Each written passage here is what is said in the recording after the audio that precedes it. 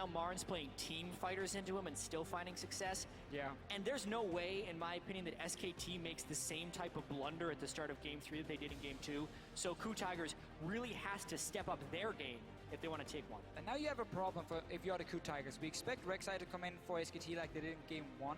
The thing for KOO Tigers is, I don't think they really want the Lulu pick. Because we've seen Faker can play like Kassadin into it, and KOO didn't really do a whole lot. They might be forced to take it anyway, just because it's open. But they would most likely prefer to go something like Shen and Fiora, and try and do what they did in Game 2, have that setup at least, but this time around execute it better. You just had like 10-15 minutes to talk about what went wrong, why did we win the game. So far 1-for-1 at least with that one, because Fiora has been instant locked. KOO Tigers needs to find a way to go back to what worked for them when it comes to Smith being a split pusher. And you just have to try and make less mistakes. I know it sounds easy, but... Yep. And they're not going to go with Lulu. I think they want KOO and Victor. I honestly think KOO Tigers just want all of their individual best champions. Smith, Fiora, KOO, Victor, Hojin already on Lee Sin. His name used to be Lee. Get Shen now for the support before SKT can lock in Rek'Sai and Shen.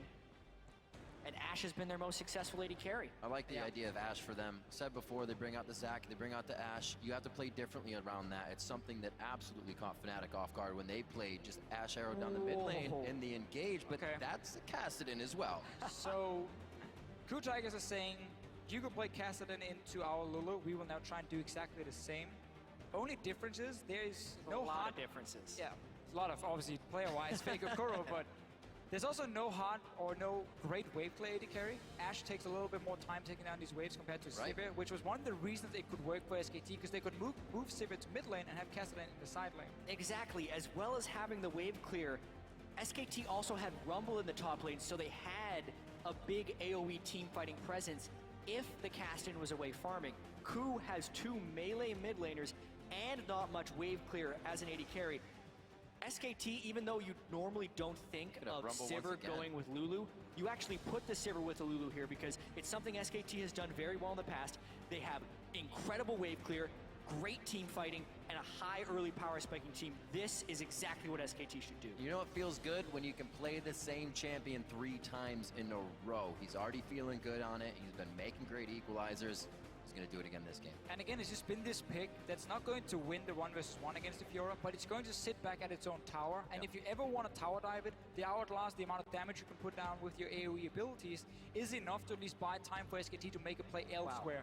But KOO Tigers is going full pick composition right here. We are going to look to catch off targets with Ashe Arrow. We're going to have the hook from the Thresh, Lee Sin, single them out and one-shot them. And they have to play it so perfectly because they are at such an immense disadvantage as far as wave clearing is concerned in this game. Like, this is 100% a pick composition, but the question will be whether or not their turrets are collapsing around them as they're trying to get fights, because every time they commit to a kill, 3 or 4 people, where is SKT going to go? And that will be the story of this game. Sivir once again for Bang, telling you SKT is going to be throwing that on constantly. We see Faker pushing the mid lane as well with Lulu trying to keep KOO down. It was vice versa last time. Let's see what he can make happen as they get out of champion select in the next 10 seconds. It looks like Ignite for the mid laners again. I'm absolutely loving the fact that they've switched away from the TP action there in the mid lane. Basically looking to be stronger when we have these fights going on instead of having the global pressure. Even though I still like it on a Kassadin to have that teleport, especially now when it's so hard to execute your composition. Like, credit to KOO Tigers for saying, we just lost 2 games in a row. We don't care. We will pick a comp that is so hard to play, and we trust in our ability to pull it off, and then try and get a comeback going. Sometimes you got to test yourself to really find that inner skill. And hopefully they can bring it out here in Game 3. The teams are about to hit the rift for Game 3, so update your series predictions. Hashtag SKT win or hashtag KOO win. We'll update the fan vote once we are into game. We're very close to that Summoners Cup for SKT. KOO now trying to hang on to their World Championship hopes. They've made it all the way here in their first year as a team, really scrapping things together and hopefully bringing out their first victory in the World Finals here. And even though there are holes or weaknesses within this team composition for KOO that can be exploited, I still love the fact that they have picked these specific champions for this composition. KOO Tigers, when they made their recovery out of having a poor summer split, it was a lot of Ashe and it was a lot of pick compositions. They are playing champions that they are comfortable on. And that is so important because we're worried about them tilting off the face of the earth when SKT turns around that game too. So how do you get your comfort back?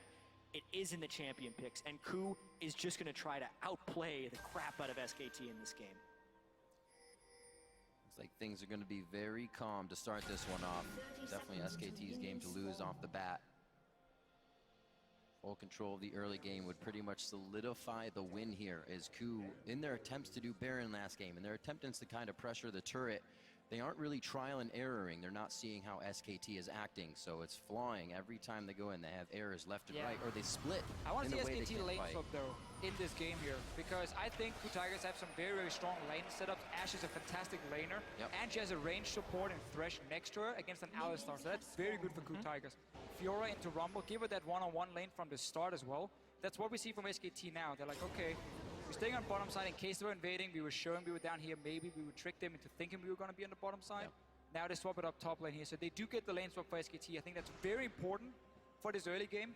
But they have made mistakes in the lane swaps in the last 2 games. They didn't bounce the wave in game 1. And obviously last game was this crazy level 1, level 2 thing. Where Martin ends up TPing down with no flash and dying as well. We're talking just the first 5 minutes of the game. KOO Tigers has been the better team. Sadly, games are not only 5 minutes long.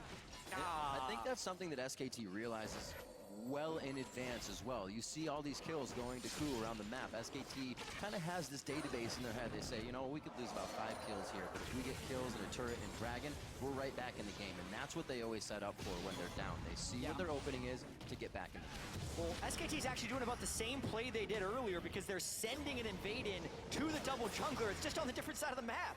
I don't know if they're going to be getting over walls on this one. They know what mistake they made last time. Now they're getting away with a bit more resources. No flashes being used there, but they do push KOO off that top side of the jungle. So again, KOO Tigers, they keep starting in the jungle where the enemy AD carry and support is supposed to be, or at least on that side of the map. So they take away their own 2 camps on top side, which was supposed to belong to SKT, because SK Telecom always start in their own jungle. They start really defensively, so they don't deny anything.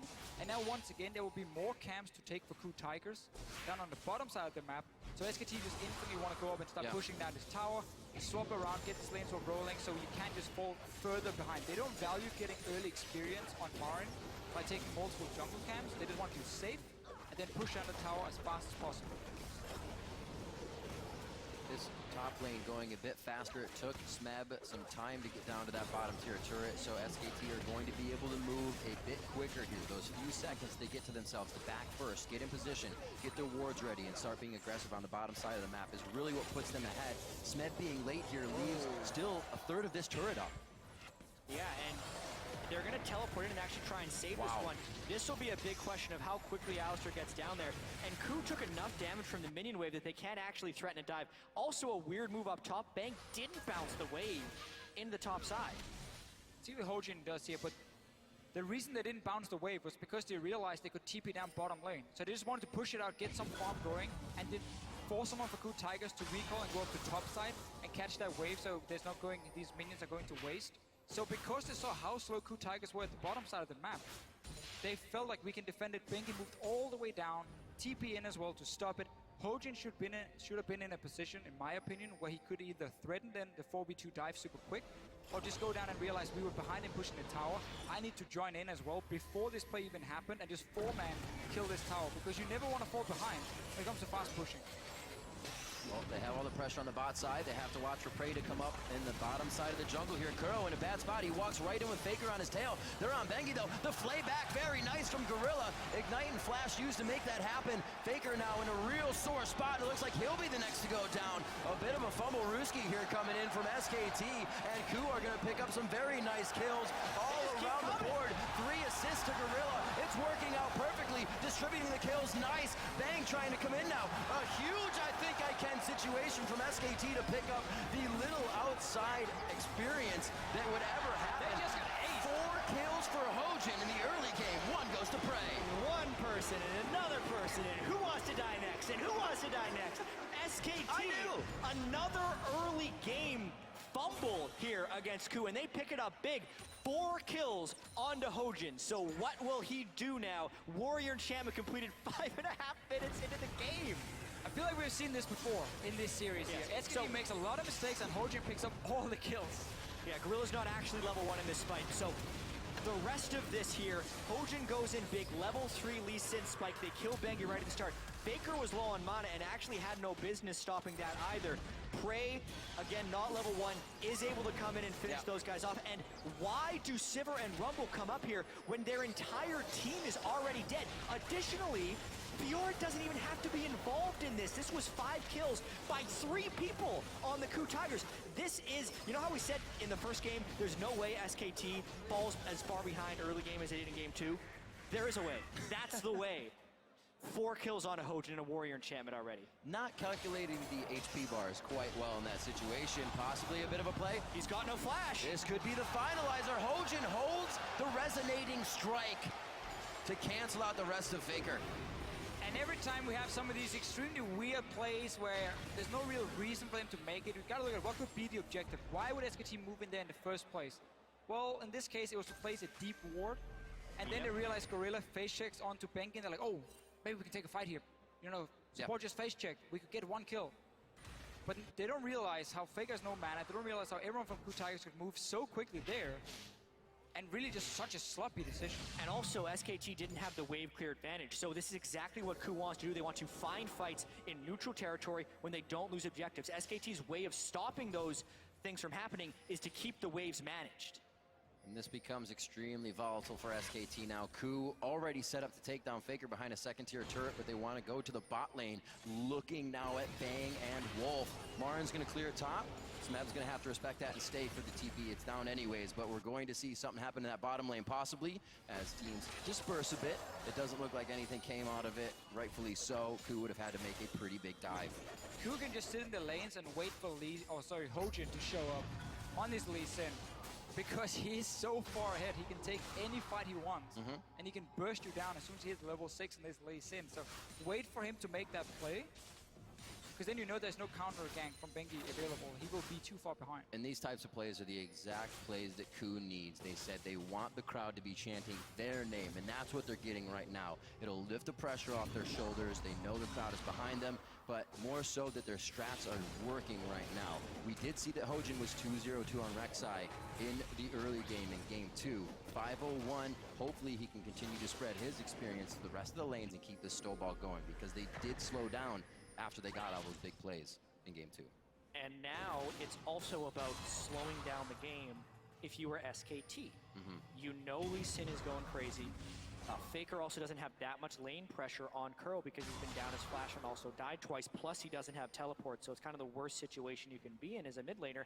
But SKT still has a lot of wave clear advantages, and they have a Rek'Sai who can give himself Tremor Sense in the jungle, line up to counter ganks, and more so than actually counter ganking, just tip someone off that they're coming so SKT can run away. They really just want to wave clear for a little while until KOO would make a mistake. We do need to see Hojin, they'll be a bit more aggressive now in this Lee Sin. You have so many kills, you need to almost live in the enemy jungle and say, I can take any fight possible against this Rek'Sai. Obviously nothing completed for Bengi so far other than the Sidestone. SKT right now though have been able to push the top over and over and open up to just take the Raptors. And Hojin's going super aggressive. Not only did he complete his Warrior enchantment 5 minutes in, he had enough gold for a Sightstone, but instead started building Hex Drinker components. Now he's got no wards left. 1 ward there, Trinket ward to jump out. He actually can't ward jump to pull any type of trickery off. Really would have liked to see Sidestone. I think agree. One of the best ways to kind of snowball a jungle matchup is not necessarily by trying to kill the other jungler, but by getting wards in his jungle so you can spot him. Arrow onto Faker though. This is a play we're going to see quite often from Prey. He's very good at leaving his own lane in this Ashe here, moving towards mid or top lane, set up a possible pick. This time, Hojin gets into the jungle though. This is what we like to see. I just wish he had some wards to be placed in here as well now, so he can spot the Rek'Sai next time. Relying a little too much on Lantern Escape. I think Lee Sin's one of the best champions who can turn utility into offense. Sightstone increases the offensive capabilities of Lee Sin. Really disagree with this buy from Hojin. They've been loving their Hex Drinkers. Game after game, they continue to grab it. Against the Rumble. Faced up. Well, you're usually faced up against the double AP comp so far. We had the Kassadin Rumble, now Lulu Rumble. Once again, SKT definitely knows where to put that power once the mid game comes. This time, 2,000 gold lead to KOO, 6-1, full control of the game haven't really been able to keep their deep wards in the side of SKT, so that's slowing them down a little bit. But we know SKT be the vision denial team. The flash play as soon as he gets it again. Hooks in Faker, the dragon kick back, and that's going to be a dead Faker once again. Nobody's in the back pocket to help him this time. Faker tried to save his flash until all the CC were down first, but then obviously Lee Sin shows up with the Thresh here, kicks him back, and then it's too late for him to do anything. They keep trying to gank this mid lane. You know you have a Kassadin sitting there, and you just keep leaving this bottom side. Roam up through the river, go for the gank. I think it's also critical that they were able to get the kill on a Kassadin here. So much of the kill distribution is on Hojin, which is why he needs to snowball the game right now, because otherwise his gold at the end of the game will not mean that much, and that's why SKT needs to stall this one out. So using the Lee Sin, Thresh, the power of the chain CC right there to punish Faker's greed of not using flash was very well done. Now, to question a bit of this, do they start spreading some love to Smeb in the top lane of the Fiora, or is he perfectly fine holding off Marin for as long as possible? I mean, at the moment, if you want to gank Marin, you should realize Bengi will be nearby, because every time Marin pushes up, Bengi shows himself, gets a ward in the jungle, and she's kind of there for safety.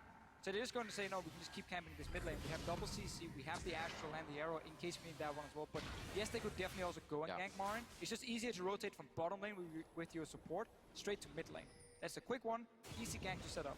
It's so hard for KOO to create picks, though, because they're still running without a Sightstone on their whole team. He didn't even buy a ward when he went Gorilla didn't buy Sightstone, he built Boost Mobility, so they're trying to go in blind and make plays with superior combat stats right now. It is absurdly aggressive and incredibly unreliable, but KOO is going all out right here, trying to pull this off. Big change of strategy from KOO Tigers in this game than in prior. It's very clear in the pick and ban phase. Coming into this game, KOO Tigers said, okay, it's all or nothing. Just pick some champions where we can pick them off, skirmish really well, and go crazy.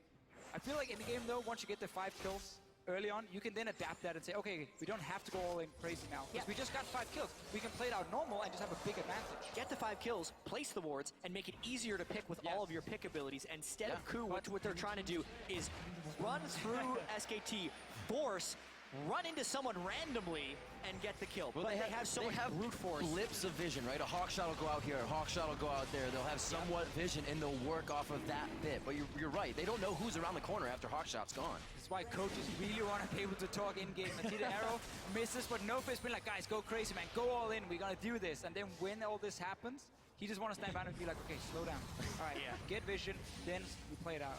No way to tell them to slow down right now. Nope.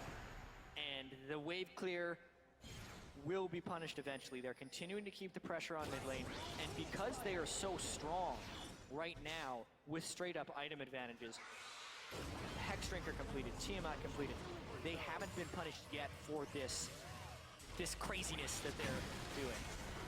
Oh, They're definitely employing a new strat for this one. Wolf finds he's in a bad situation in the box. Do they have enough to get to Gorilla? Smeb actually teleports down here, but it's called in as well. From the other teleports onto Bengi now. Looks like they should be able to get out. Bang does not want the grand challenge. Wolf goes down immediately. Marin able to teleport, but he wasn't close to the fight. Kuro should go down here. Safeguard over to him. A lantern as well. Light still ticks through. The flash was burned from Kuro quite a bit as well. This could give SKT a little bit of love around that dragon area to get more wards and keep fighting. Wow, Smeb wants to go in. They know Gorilla's there, but very low on mana here. Hojin looking to build a little bit of energy as well. I don't think it's a fight either side wants to take, but they were still trying to blow summoners on both sides. Successful at that. That's a 1-for-1 against a team who had 7 kills already at 14 minutes against 1 only from SKT. Them trading even will always be in their favor because you're so far behind. It's never in the favor of KOO Tigers to just trade even. Hojin even took the kill. Alistar was like 100% dead. Kicks him in the face and kills him. Hojin's going one direction right now.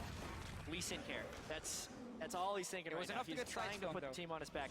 And this is also the mentality you put yourself in when you are down 2-0 in a series, because you are always trying to make that big play. But so far, it's been mostly working for KOO. Oh, arrow to the knee on Wolf. I don't know if he's going to be out of this one. He gets the headbutt in.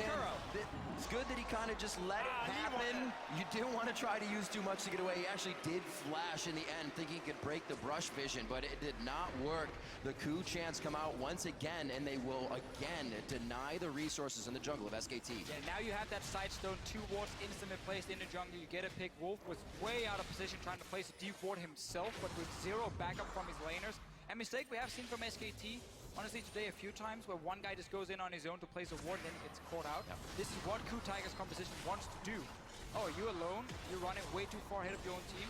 We have all the tools to CC you and chase you. There's gonna be a Kassadin late game, constantly jumping after you as well.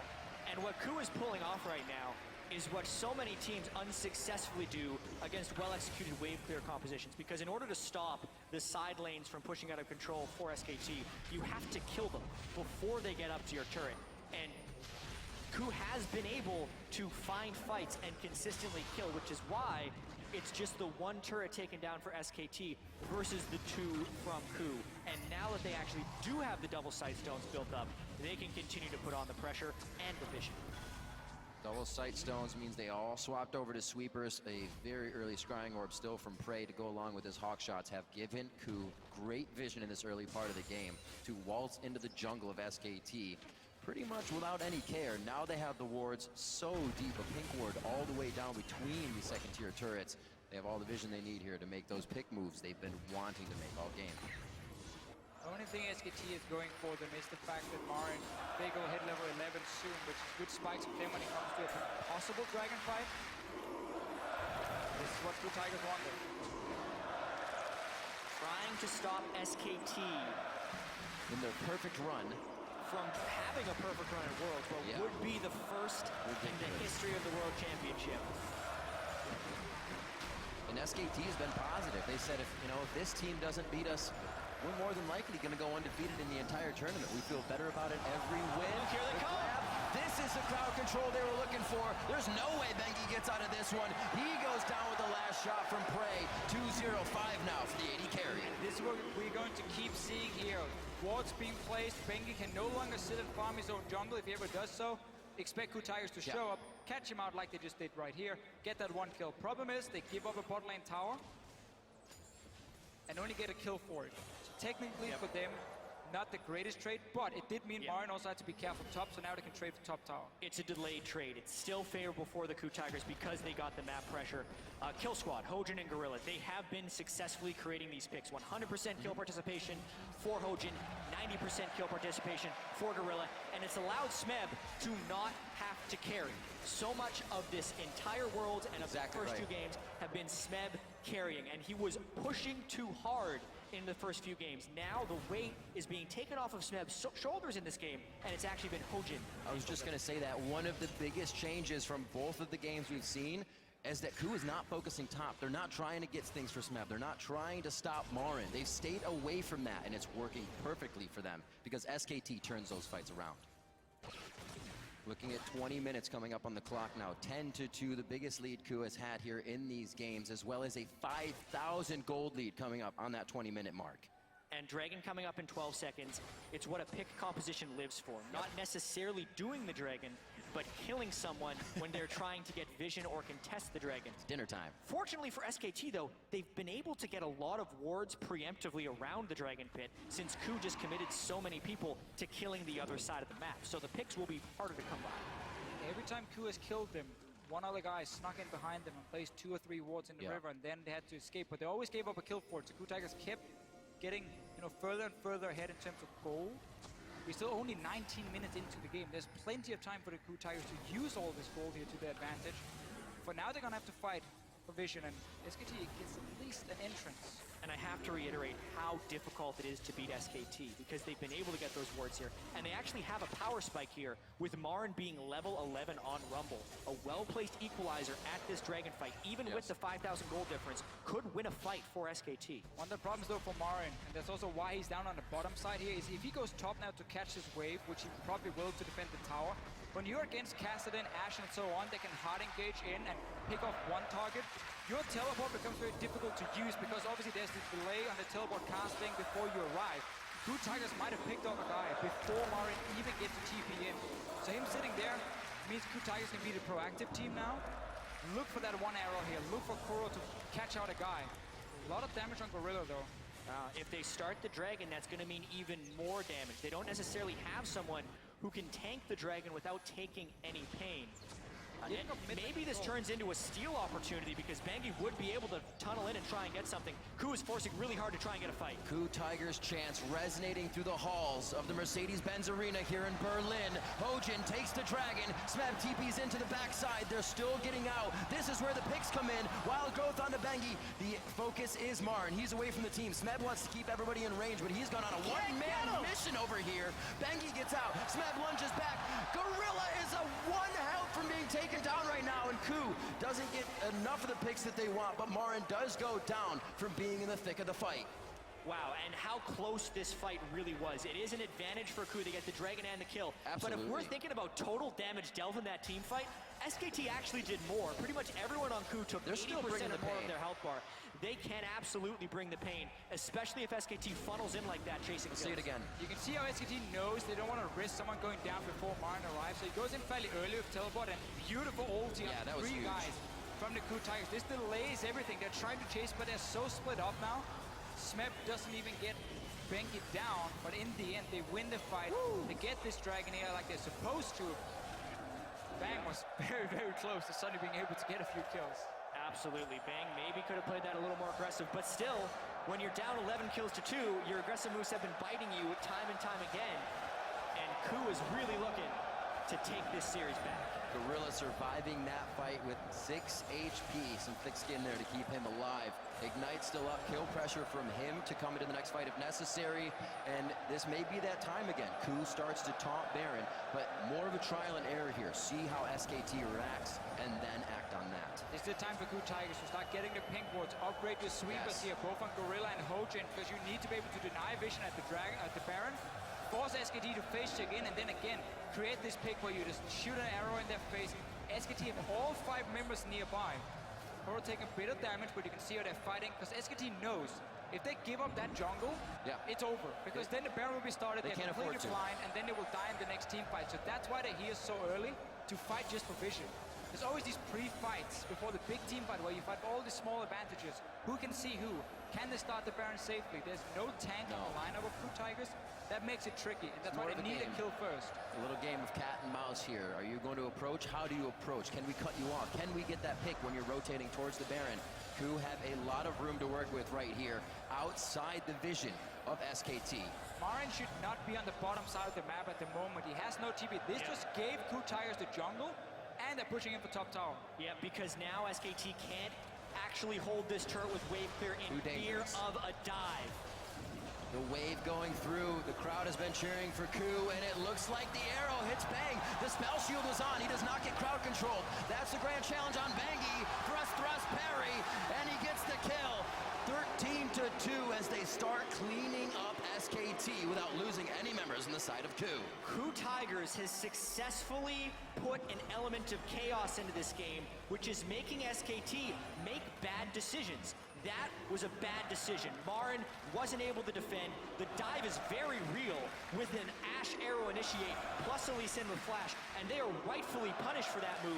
And now with 2 death timers looming, the Baron becomes another problem.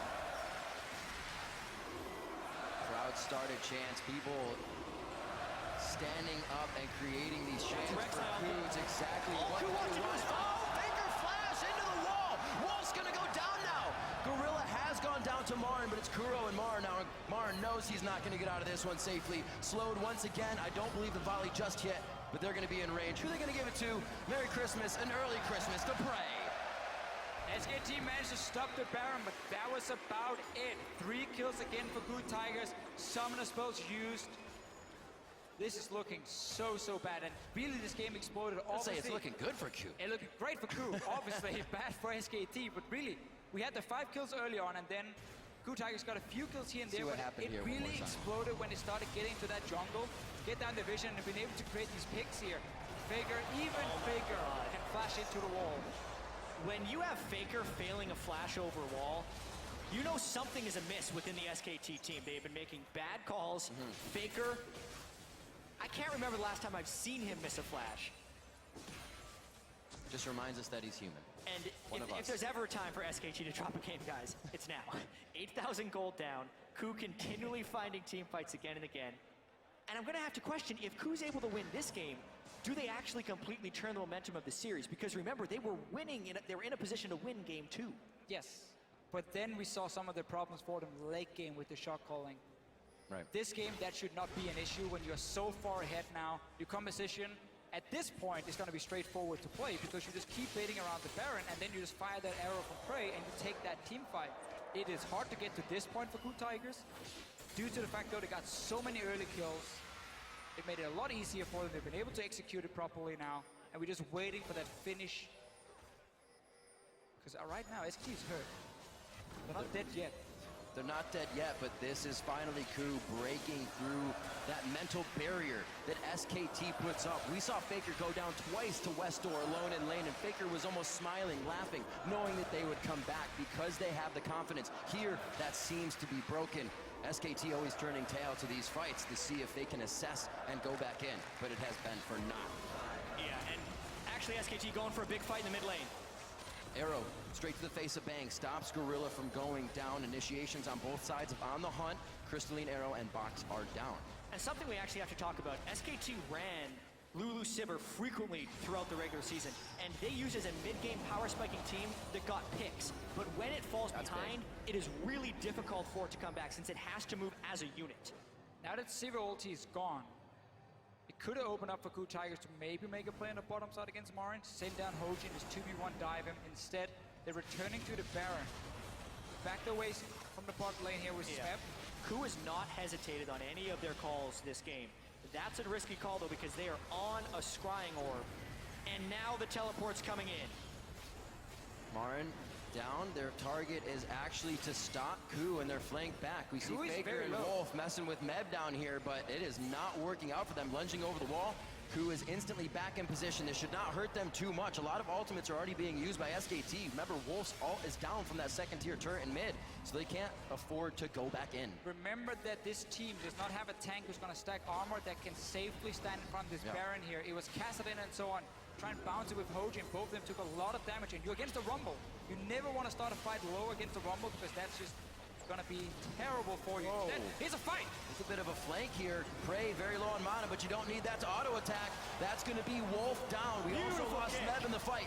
Marin holding tight in the middle. They get the turret, so they'll be able to fight under it now. Hojin doing what he can with such an awesome score in this game, and it looks like it's going to be a lot for the team. That's a double. Faker gets hit by the arrow. That's going to be a kill for Prey as well. Is there a triple coming in here? No, it's a double-double for KOO and Prey.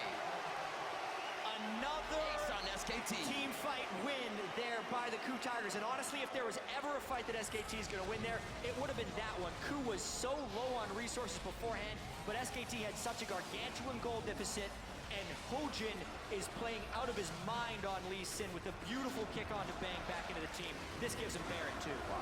Hojin is a jungler that's been criticized for a very poor early game coming into this final. All 3 games now, he's had a very, very good early game. He's picking up early kills, early assists. He's applying a lot of pressure on the map. Obviously, there's a few things maybe he can still change, but after all, he's playing a lot better now in the early game. You see the fight, Smeb goes down very early, but this kick from Hojin is massive. 1, 2, 3. Tower is still alive as well, and it's just straight into Koro. He gets that kill, and now they can start chasing. And Hojin also landed the Sonic Wave the instant Marin came out of Zhonya's. Then they clear his corpse out of the way, land the Ash Arrow onto Faker, and chase down the rest of it. They are really in sync right now, which is something that was distinctly lacking in games 1 and 2. So he changes his name back to Lee after this one.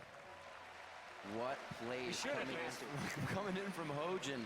Last game he was 2-0-2, and he kind of divvied up the kills after that a little bit more. Now he's 6-0-14. It seems like getting more of that experience, more of that cash on Hojin. It definitely pays off for the team. Another game where Prey has come up big as well in the Ashe, the initiation that KOO loves so much. Oh, no. It's actually being turned right back onto him. It is the Dark Passage that tries to bring Prey to the light, but it cannot happen. The box goes down, but everybody runs around, and it looks like they mitigate that slow. A kill onto Gorilla, and now SKT make a bit of their own pick comp with a first headbutt going on to Prey.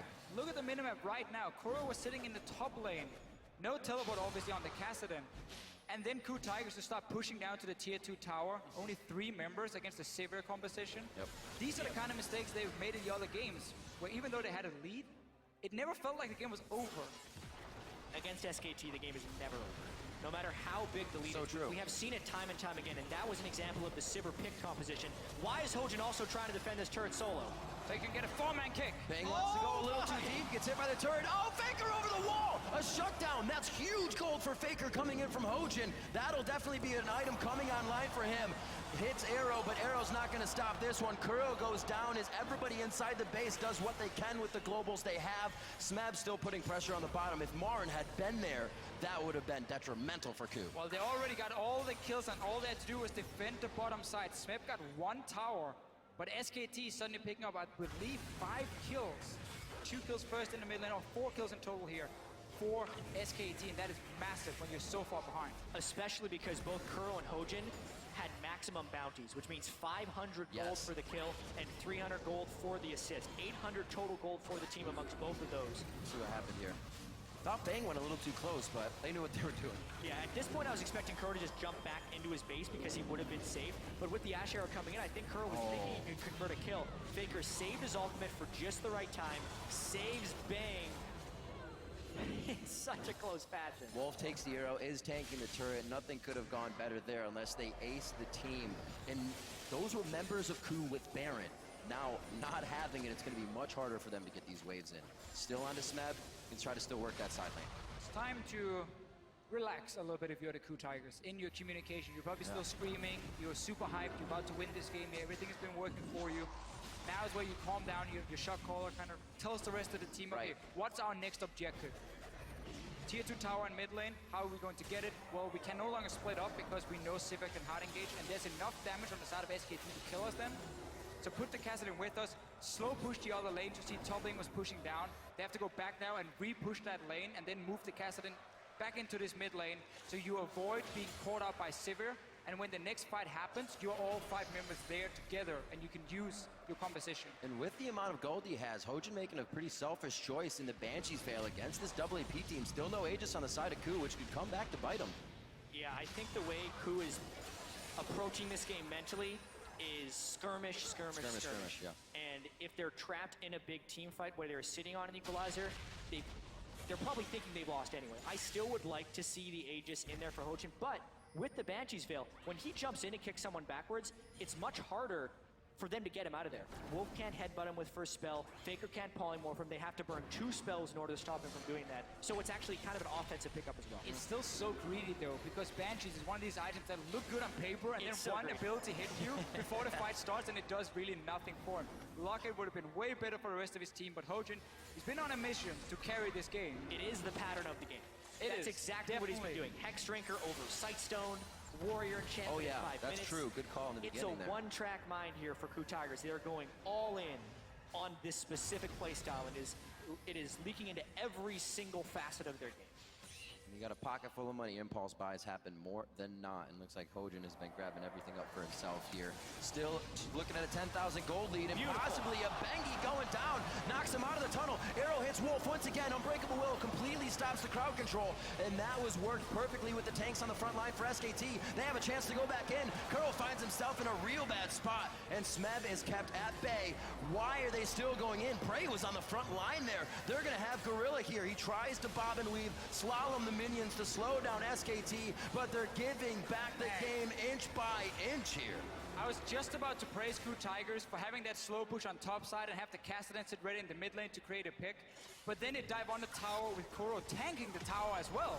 And we're 34 minutes in, so this could actually mean the inhibitor going down. Crazy. If you are KOO right now, who does SKT remind you of right now? A team down, holding out with some nice team fighting. I was gonna say Bob Ross. Feels like the KOO Tigers. This game is ruined.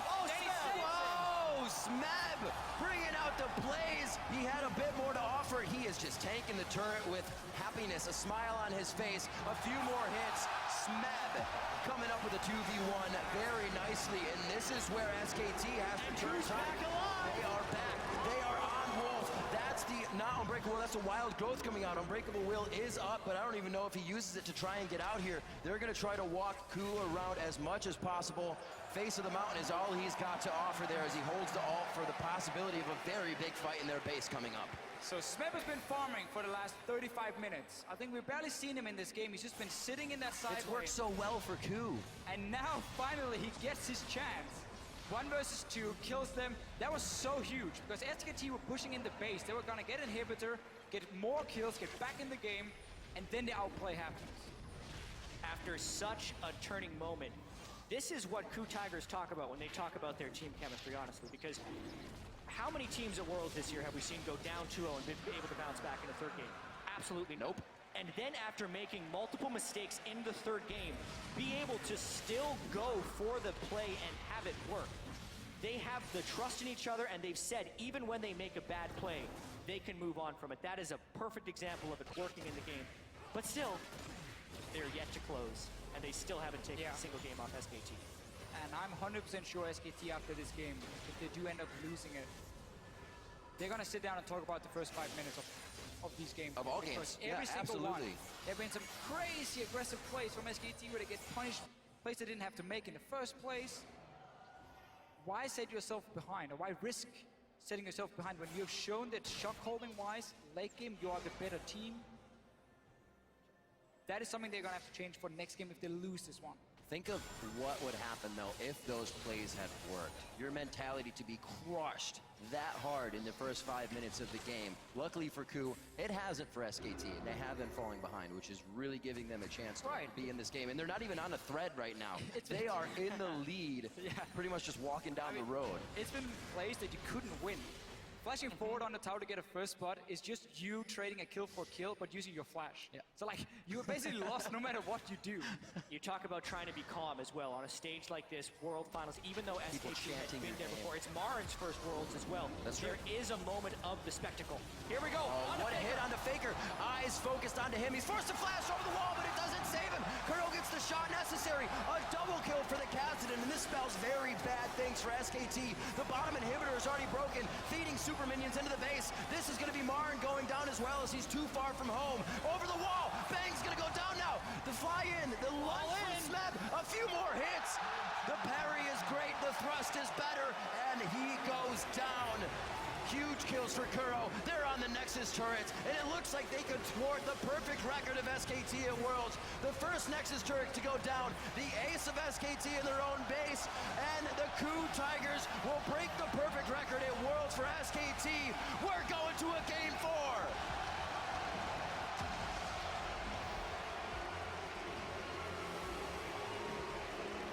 KOO Tigers decided to all in on this game here. All the way back in Champ Select, we talked about how risky the comp was, but if it starts to get rolling, how powerful it can be. And for the first time at Worlds, SKT is wounded. KOO Tigers get what they want here. The crowd was chanting KOO Tigers at multiple moments during that last game. And here, once again, there is the crowd behind them. Absolutely amazing. Nobody thought it could be done. So many people saying a 3-0 coming into today, but now we get to see what a broken SKT looks like. Do they come back even stronger? Have you angered the beast on this one? Or are they trying to figure out what happened? I mean, there's very, very clear things for SKT to work on. And again, we're looking at those first 5 minutes where they keep taking some of these fights they don't have to. That's obviously going to be the main thing for them to change, but also they learned a little bit